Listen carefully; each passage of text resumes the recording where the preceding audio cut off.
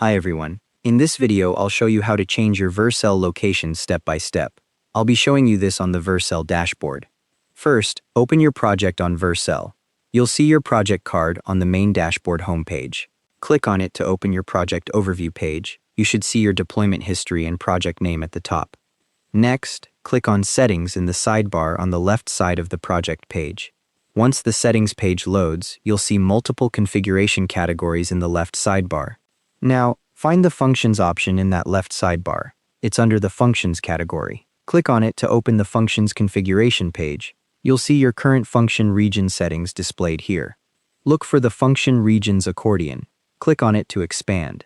When it opens, you'll see a list of available regions with either radio buttons or checkboxes next to them.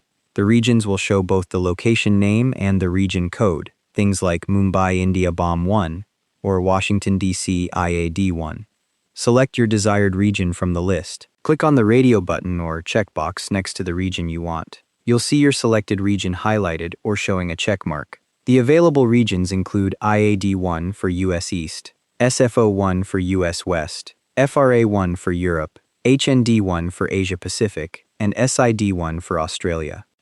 Once you've selected your region, scroll down to the bottom of the Function Regions section and click the Save button. You should see a success message confirming your settings were saved, and your new region will now display as the active function region. Here's the critical part. You need to redeploy your project for the change to actually take effect. Click on the Deployments tab in the sidebar. Find your most recent deployment, click the three-dot menu next to it, and select Redeploy. A new deployment will start building. Just changing the region setting isn't enough on its own. You need this fresh deployment before the new region applies to your production traffic. Once your deployment completes, you can check the deployment logs in the Vercel dashboard to confirm your functions are deploying to the new region. You can also check the Vercel ID header from your function requests to verify the region is correct.